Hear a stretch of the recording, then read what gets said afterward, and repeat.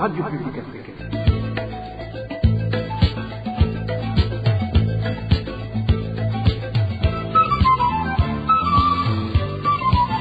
Radio Publique Africaine.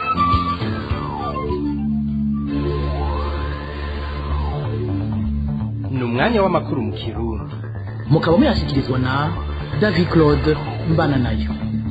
Iyi muriko murumviriza ni Radio Publique Africaine ry'Abanyagihugu. Turi ku munsi wa kabiri igenekerezo rya 28 Ndamukiza umwaka wa 2026. Kaze murano makuru twabateguriye, ayo nayo akabagizwe n'ingingo nkuru zikurikira. Uwahoze ari umushikiranganje wo kumenyesha makuru n'imenyesha makuru Gabi Bugaga yashinguranye iteka mu itongo ry'abapfuye ryo ku Mpanda mu ntara ya Bujumbura kuri wa 28 Ndamukiza umwaka wa 2026. Mu mwuka y'imisa yo gusabiranya kwigendera kabaye akaryo ku cariho gikuru c'umwungere mukuru wa diocese nkuru ya Bujumbura kuvavanura n'agatima k'ubwicanyi ahubwo bagatsimbataza urukundo.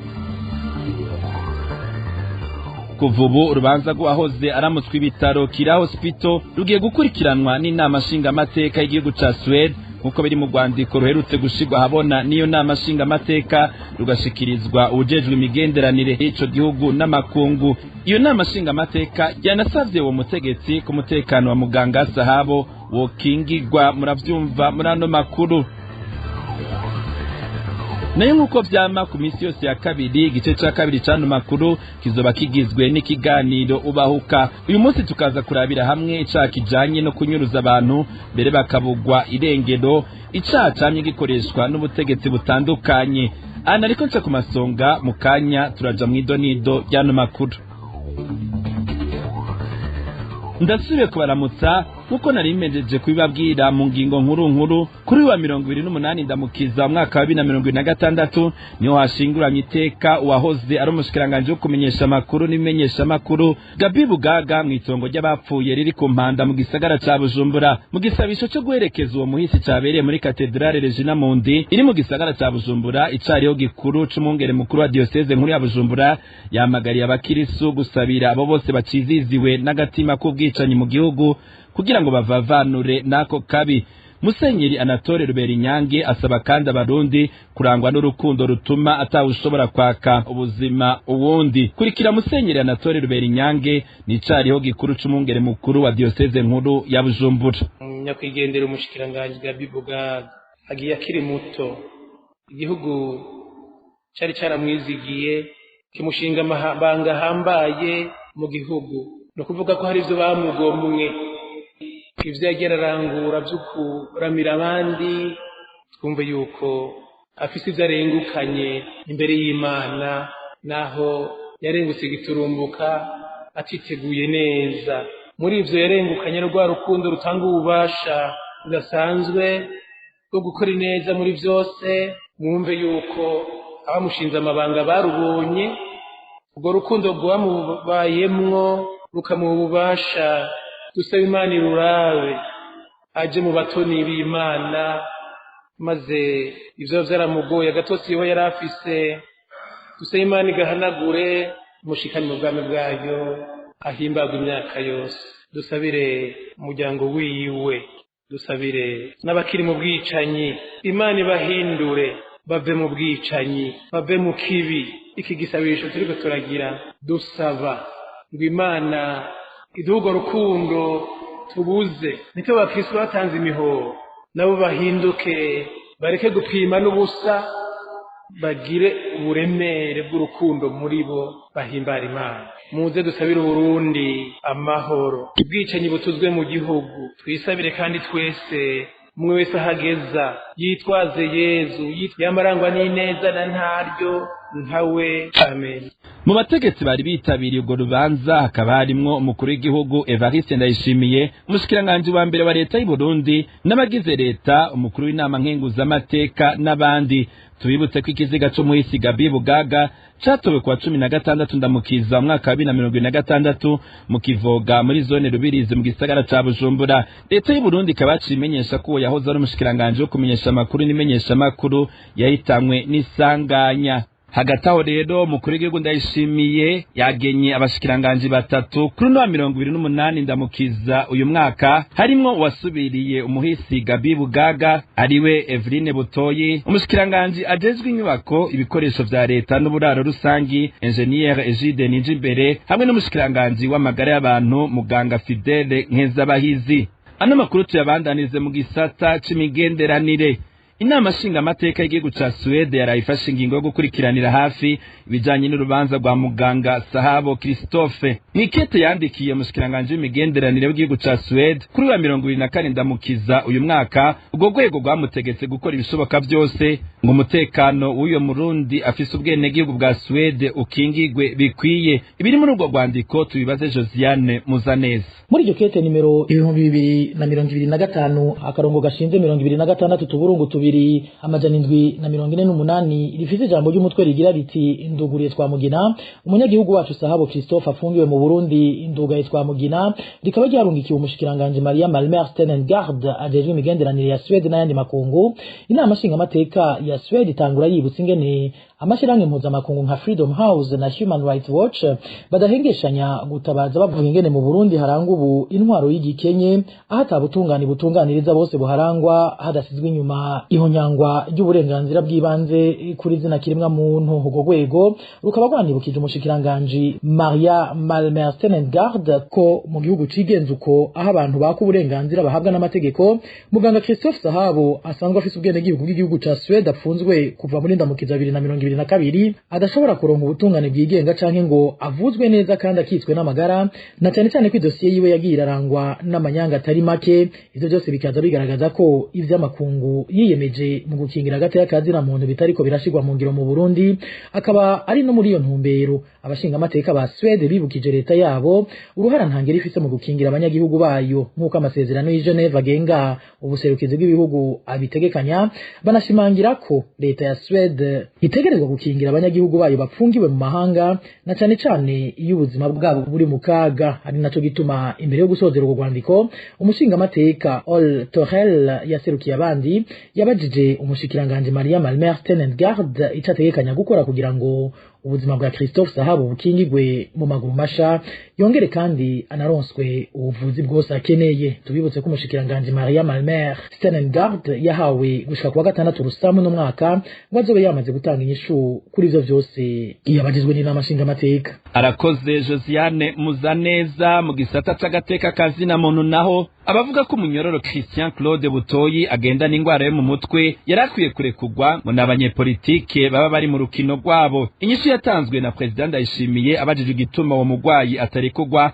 nk'uko amategeko y'igihugu abitegekanya. Ines Gakiza: umuntu agwaye mu mutwe wagoma muri bohero ariko arahanwa kandi nivyo rero hano umuntu agwaye mu mutwe. Christian Claude Butoyi numwe muri abo bagenda n'ingwara zo mu mutwe President Ndayishimiye avuga ko batategerezwa gufungwa. Agiye gukwiza imyaka 12 mwibohero rikuru rya Mpimba. Mu kiganiro aheruka guha ikinyamakuru Yaga abajijwe kuri iryo fungwa rya Christian Claude Butoyi kandi yarahejeje ubwiwe gusigura ko umuntu agenda n'ingwara zo mu mutwe adapfungwa, President Ndayishimiye yishuye ati: ingwara zikunda kuba abanyepolitiki bakunda kuningwara bakayigira politiki. Umuganga niwe avuga ati uyu muntu agwaye mu mutwe. Abantu babivuga yaratema abumva ko babifisemo inyungu nibo baja kuvuga bati aragwaye. Naho yishuye uko President Ndayishimiye yarahejeje no gusigura ko umufungwa wese ahafungiwe agumizwa kwijisho babonye ko agwaye canke yikosoye hagera aho bamurekura. Iyo abantu bapfunzwe burya harakurikiranwa inyifato yiwe ingene yigenza hari yapfungiwe. Hari higere rashika ku gihe atakira umuntu ashobora konona adasubira gukora cagicumura. Nibajya rero hoza wumva bavuga ngo turabahaye kuva mu nyararo by'agateganyo. Hariho n'uwundi usanga nk'amagara mukitse ku buryo atakigira inkomezi na zimwe zo gukora ikibi. Ico kuba kiriho mu bijanye n'amategeko agenga ibihano. Aho umuntu akibaza nimba abagumiza ijisho kuri Christian Claude Butoyi ahari mu ibohero rikuru rya Mpimba batarabona ko agwaye nk'uko abandi banyororo bagenzi we babibona, kandi batanasiba kumujana bo nyene mu bitaro bikurikirana abagendana ingwara zo mu mutwe mu gihe ubugwayi bwiwe bwakomeye. Ibitaro asanzwe akurikiranwamwo kuva n'imbere y'uko atabwa muri yompi mu mwaka wa 2014 nk'uko amasoko yacu kuri ivyo bitaro benshi bita kwa Rojanti yabitumenyesheje. Mu makuru yacu y'ejo tuzogaruka kubabazwa iri hohoterwa Christian Claude Butoyi amaze imyaka 12 akorerwa. Arakoze Inesi Gakiza. Mukanya turatandukira amakuru avugwa mu gisata c'umutekano. FPA turabandanya n'amakuru twabateguriye. Hari umunyagihugu muri zone Ndemeka komine Gisuru mu ntara ya Buhumuza aheruka gukubitwa arashaya n'umwe mu misore y'imbonera kure za CNDD-FDD zo kuri uyo mutumba. Ikibabaza abo muryango wiwe no kuwagirizwa ayo mabi acidegembya bakagira ubwoba ko bashobora nabo nyene kugirirwa nabi. Baltazar Miburo arabitubwira uko vyagenze. Chiza Matiyasi wo ku mutumba wa Kavumwe zone Ndemeka komine Gisuru niwe yasinzikarijwe ubuzima n'umwe mu mbonera kure zo kuri uyo mutumba. Nkuko bivugwa n'umunyagihugu yishikiye aho habereye iryo bara ngo hari igihe cy'isaha 3 z'ijoro zo kwigenekerezo rya 24 ukwezi aho Chiza yaratashe avuye kurema isoko. Ugingo ari mu nzira ngo yaciye ahura n'imbonera kure yitwa Mateso Pascal, abandi nabo binegeje mu ishamba. Uwo Mateso Pascal ngo yaciye arengera k'uyo mugabo arakubita amusiga ari ntere. Mufatira mu ngoro abo akaba afite igoma ahantu hose ku maboko hose ariko ntasoma imihogo yose iracyabyimbye ntiranabyimbukka. Mu nyuma rero haciye harenguka umuntu imodoka harenguka niyo cyamujyana kwa muganga, ariko mbere yuko amujyana kwa muganga yaratabaje nyumva ko yagereye aho hantu. Bamwe mu muryango w'uwo yahohotewe barafise ubwoba ko ushobora kugirirwa nabi na rya uwagirizwa ico cyaha acidegembya. Abo mu muryango wiwe kandi basaba uwo yagirizwa icyaha kuvuza uwo yafizikarije ubuzima yongere amurihe ivyo yamutwaye byose. Umuryango usaba yuko yomuvuza agatanga akagiciro ziriko zirakora kuko kuri uno mwanya ageze kw'iradiyo niyo bamurungitse. Hariho n'ibyo bintu byazimiye, ayo mafaranga yazimiye yasubize. Hanyuma rero ikindi twokongera ko umuryango wicara ufite ubwoba cyane rwose ko ashobora kuwugirira nabi. Uruganda rwa RPA twarondeye Habonimana Siliveri aramutswa umutumba wa Kavumwe hamwe n'igipolisi gikorera muri iyo zone ya Ndemeka kugira tubabaze ibijyanye n'iyo mbonerakure yahohoteye uwo munyagihugu, ariko tukaba twabakenye. Baltazar Miburo tukiri muri ico gisata nyene biteye isoni mu gihugu aho abanyagihugu bica umuntu bagatako bakamuturira abapolisi barorera. Umwe mu ntwazangabo yahoze mu gipolisi abivuze mu gihe ku munsi wa gatandatu abanyagihugu muri zone Kabanga komine Gisuru mu ntara ya Buhumuza bihaniye bica uwundi munyagihugu batako baramuturira kuko nawe yari yishe inabokwe. Uwo yahoze ari ntwazangabo amenyesha ko abapolisi bari aho hantu habereye iryo bara bakwiye gufatwa nabo bagahanwa kuko batatabaye. Tumutege yombi. Rero nk'intwazangabo yahoze mu gipolisi ibintu byabaye mu gatandatu barahangare cyane nyene abantu bafata umuntu bakamukubita bakamwica gusa rero bamuturira igipolisi kiri ngaho mbere umuntu ashobora umengo cyari kibihagarariye ko nta kundi umuntu yobivuga. Ibyo ni bimwe bita mu gifaransa igisitiko kirere, bikaba nabyo les états modernes, ari ikintu kibujijwe kirwanywa gutera hejuru gushika hasi mu butegetsi.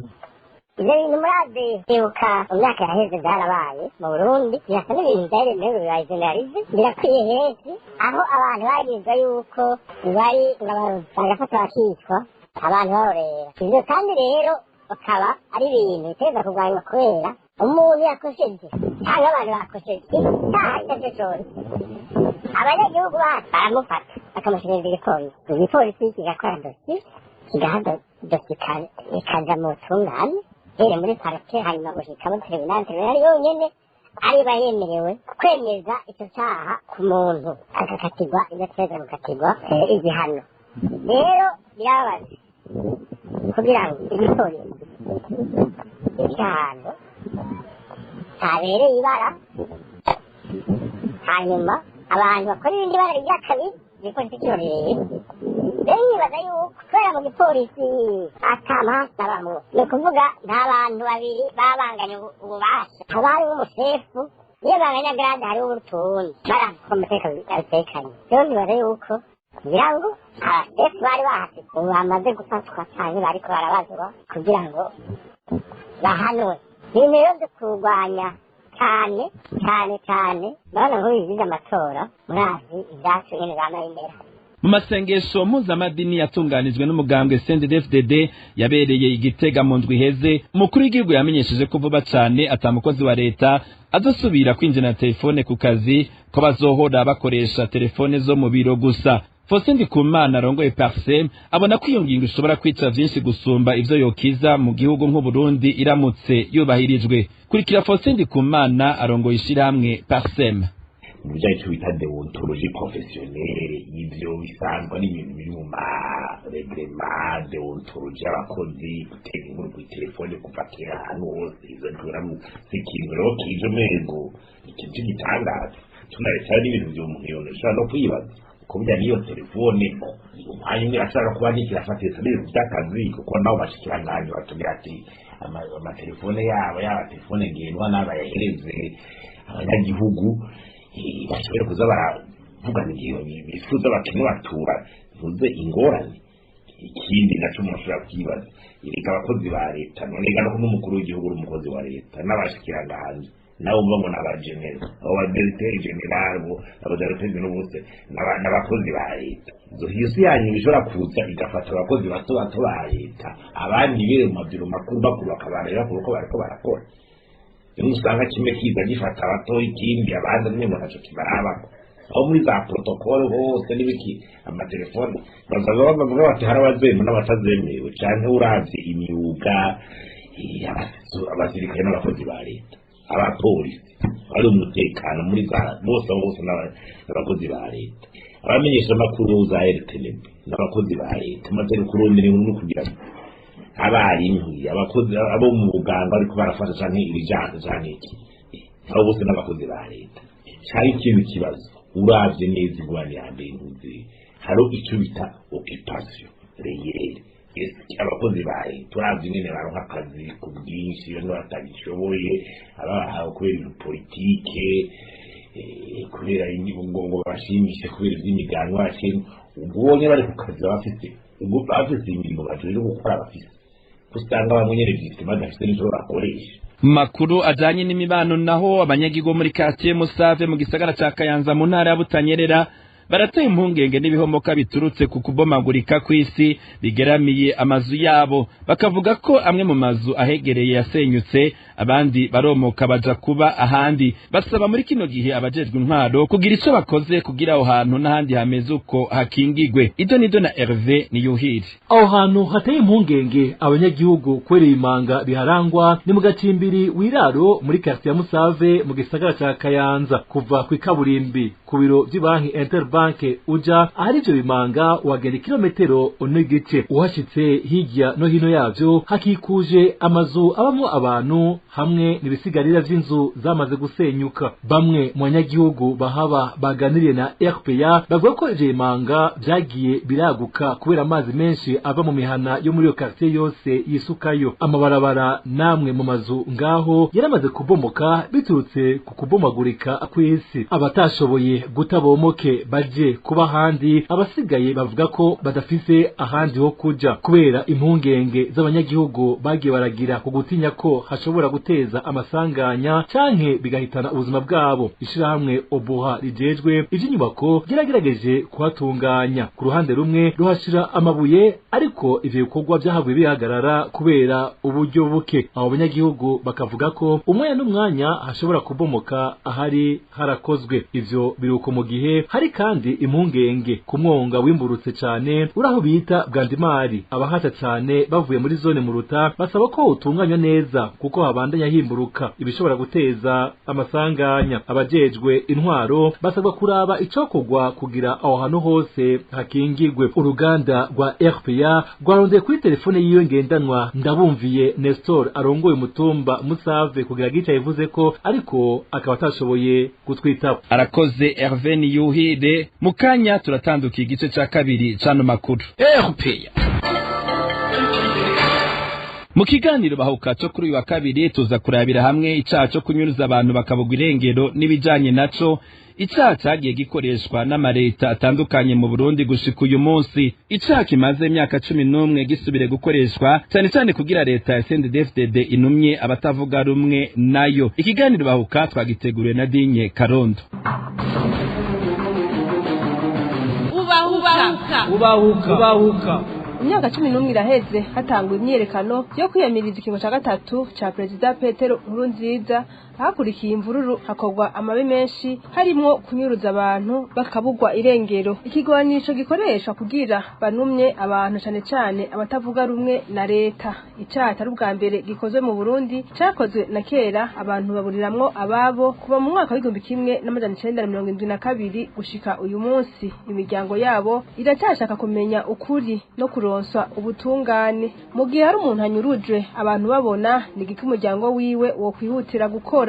Ni izihe ngaruka ziba ku miryango yabuze ababo muri ubwo buryo? Mbega icaha cyo kunyuruza abantu bakabugwa irengero kiri mu vyaha bisaza? Ivyo ni bimwe mu bibazo tuza gucija nino. Abatumire bacu badufasha kuremesha kino kiganiro ni Audace Habyarimana aharanira agateka kazina muntu akaba ari n'umunyamabanga nshingwabikorwa mu runani Forske na Olivier Kenese arongoye shirahamwe abacu barihe rihurikiye mu miryango y'abanyurujwe kuva mu mwaka wa 2015. Ikiganiro bahuka mukambwe mushikirizwe na jewe Dinye Karondo kaze.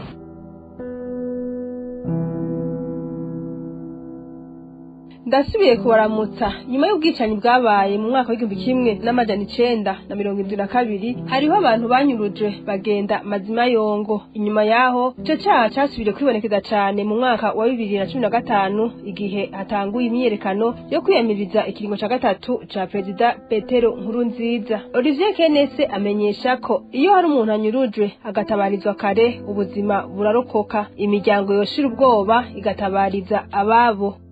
Abantu benshi cyane baramaze gufatwa basa n'abanyurujwe aho habamwo bakeyi basubira kuboneka, ariko benshi mu bafashwe muri bene ubwo buryo butubahiriza amategeko ntibasubire kuboneka. Abo bakeyi rero baboneka akenshi nuko haba habonetse abanyagihugu babonye ifatwa ryabo bagaheza bakagerageza gufata ibimenyetso bashoboye bituma mu gutabariza abo banyagihugu haboneka inzira yo kubatabariza. Batabarijwe kare muri iyo ntumbero yo gushaka kurokora ubuzima, hariho imiryango imwe imwe igira ubwoba ntivuge ivyo yamenye ku vyashikiye ababo banyurujwe, bakibwira yuko babishize ahabona vyo kwegera ababo canke bakagandagurwa. Ahandi naho bakibwira yuko ababatwaye ababo bumvise bimenyekanye ko boca bagaruka mu miryango kunyuruza abandi. Kugira ubwoba nibisanzwe, ariko ubwoba ataco buri bukize nta kamaro ko kubugira. Ushobora kubugira bukagutera kutavuga ivyo wabonye, kandi ubivuze vyari gukiza uwawe. Rega bicanye batwara abantu mu buryo nk'ubwo nta kubagirira impuhwe, kuko nabo nta mpuhwe bagirira abantu. Ubuhinga bwo gukoresha mu gutanga amakuru mu gihe ca none ni bwinshi. Umwe yokoresha ubwo ahambije, ariko kandi bumukingira bugakingira n'abiwe. Abakora icaha cyo kunyuruza abantu bakabugwa irengero benshi barazi uyu munsi barakingiwe, ariko kubwa Audace Habyarimana ngo bomenya yuko ico caha kidapfa biteye bitebuke, bazobibazwa kandi umwe wese ku gatwe kiwe. Ico caha rero cyo kunyuruza abantu bakabugwa irengero bakagenda amazima yongo ni icaha gikomeye cyane, icaha kiri mu mugwi w'ivyaha bidaharigwa, ivyaha bitagirirwa igikongwe, kandi ivyaha bitabora, ivyo bita les crimes imprescriptibles et crimes inamnistiables. Aha rero twamenyesha abatwumviriza ico arico crime imprescriptible, crime inamnistiable. Ni ivyaha bikomeye cyane bija mu mugwi w'ivyaha bita nk'ivyaha vy'agahomerabunwa, imyaka yose ishoboka uyo muntu yagirizwe ico caha abwirizwa kugihanirwa imyaka yose ishoboka. Ni ukuvuga rero ko kandi ico caha kidahabwa ikigongo nka kurya ibindi vyaha bishobora guhabwa ikigongo nk'ico umukuru w'igihugu ico bita la grâce présidentielle canke ikigongwe gitangwa n'umushikiranganji ico bita une mesure amnistiante donc par amnistie. Bisigura rero yuko ibi vyaha ababikora ego nivyo uyu munsi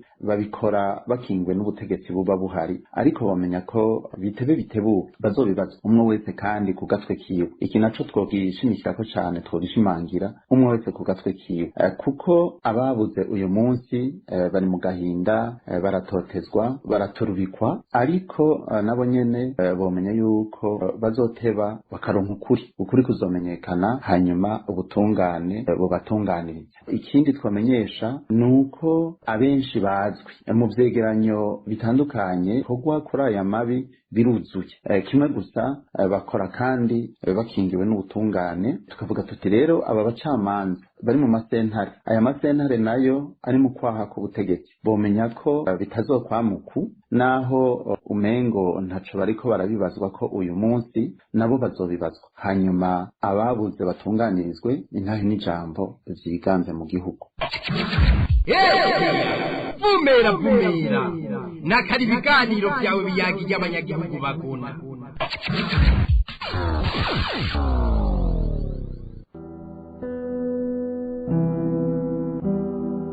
Kubwa Odasa Habyarimana uretse mu mwaka wa 2015 icyaha cyo kunyuruza abantu bakabugwa irengero gikoresha mu ntumbero yo gutera ubwoba abantu no mu 1972 cyarakoresheje na leta yari ihari,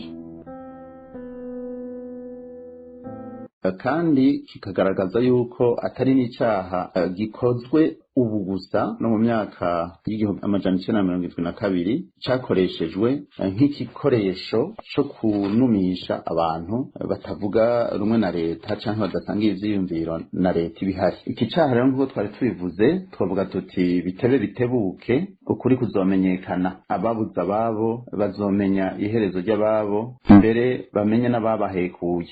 Rero twokongera ko tuvuga duti kunyuruza abantu bikoreshwa n'amareta, cyane cyane umuntu akibaza ati mbega n'ukubera iki ibi vyama bishikwa imbere n'amareta kugira ngo babikore, baba abahagarariye leta canke abatumwe nabo.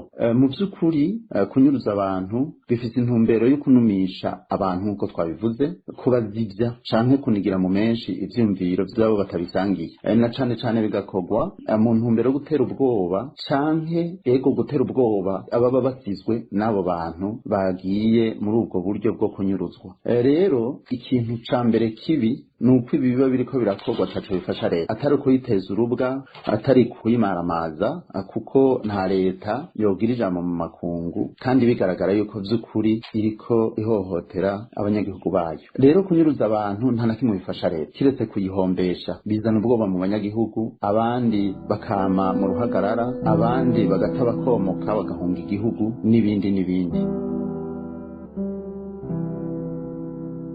Kubwa Olivier Kenese arongoye ishiramwe abacu barihe imiryango iyo n'ivyago by'uko wabo yanyurujwe ihura n'ingorane nyinshi harimo kugira gahinda, kugwara indwara zo mu mutwe, abana bagahungabana. Muri rusange imiryango iragira ihungabana, vy'umwihariko iyo hanyurujwe serugo ari we yarondera ibitunga umuryango, ubuzima bumera nk'ubuhagaze. Mu miryango ihuye n'ivyo vyago abapfakazi biyakira batevye, akenshi bakagwara ingwara zo mu mutwe, bakama bameneka umutwe udakira, hari n'abagwara umugongo bakama bivuza izo ngwara ntizikire. Abana bo muri iyo miryango barahungabana bikomeye ku buryo abakiri bato baguma babaza ba nyina, mbe papa yagiye hehe, bakababesha kugira ntibabace umutima, azogaruka ryari, adakumbuye papa, n'ibindi bibazo vyinshi bivyura agahinda gakomeye mu bavyeyi babazwa bene ivyo bibazo. Ibintu biba bikomeye cane iyo uhuye n'uwo agahinda kavyutse yarabuze uwiwe anyurujwe, atamuhamvye atagandaye atazi ko akiriho canke yapfuye. Erega naho hahera imyaka 10 canke irenga harabaguma bafise ibizigizigi ngo ababo bazogaruka. Aha tugendana ibikomere bikomeye cane bigoye no komora. Abana biga baraheba amashure baronse ingene bayabandanya ntibaba bakironka amanota nk'ayo bahora baronka se wabo akiriho bari kumwe n'abavyeyi bose. Ubuzima bw'umuryango buhinduka nabi cane. Niyo hanyurujwe inarugo amagorwa namwe mu miryango itari mike. Iyo hanyurujwe abakiri bato naho nyene umubabaro n'agahinda mu miryango ntibibura.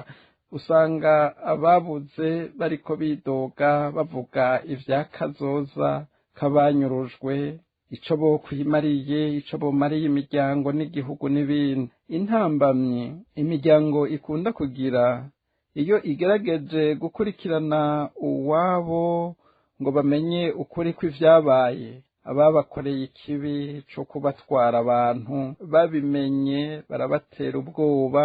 Mbere biranashika abashitse kubaza nko mwiperereza ko ababo ariho boba bapfungiwe nabo baca banyuruzwa. Ingaruka z'ivyo rero nuko nk'abumvise abo vyagendeye uko iyo hagize uwabanyuruzwa baca banuma ntibakurikire uwabo bakaguma batunturiye imbere mu mitima atagihoza. Ndakunda RPA kubera arijwi ry'abanyagihugu. Odasa Habyarimana kandi ahamagarira abarundi muri rusangi kwama bamenyesha ibiriko biraba atagukingira ikibaba abariko babahohotera.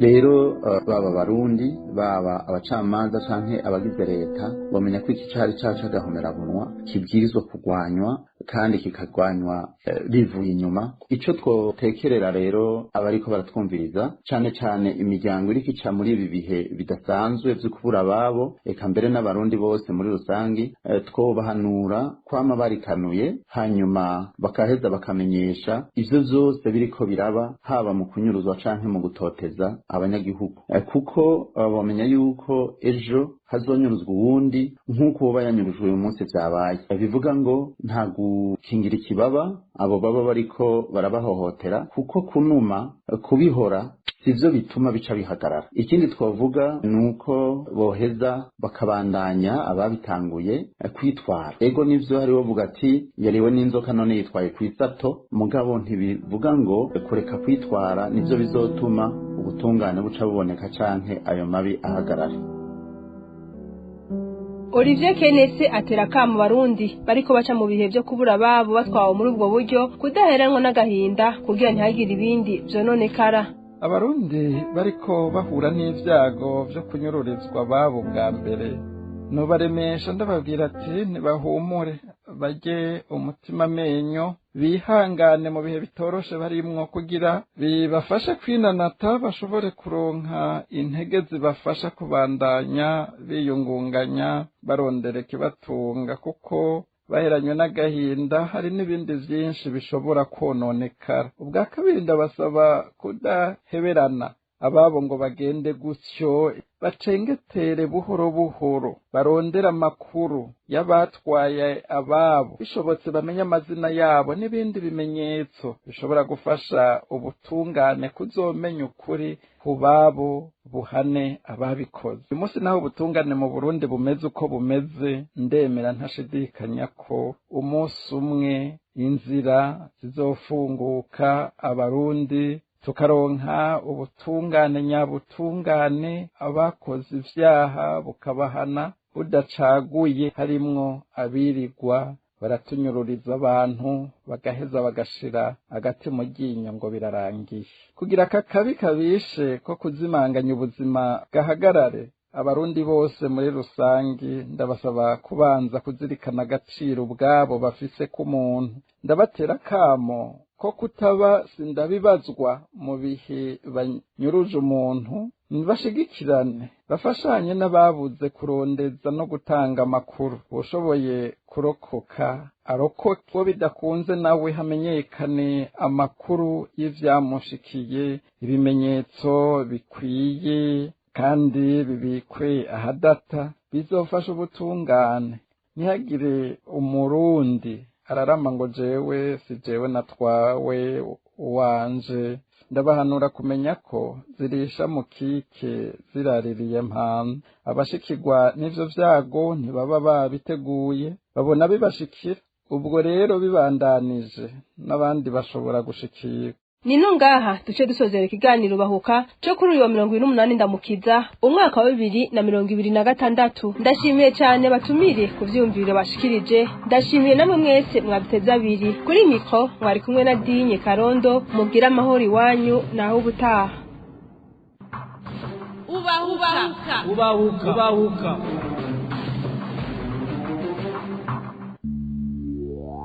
Arakoze Dinye Karondo kuri ico kiganiro yaduteguriye. Anya makuru twariko turabashikiriza aciyagarukira. Shimire mwebwe mwese mwari muduteze yompi. Shimire kandi bagenzanje batorokanije hamwe n'abahinga b'ivyuma bakoze uko bashoboye kugira no majwi abashikira tankomanzi. David Claude Mbana nayo nabashikiriza no makuru. Nkaba ndabasezeye ndabifuriza amahoro ahiwanyu.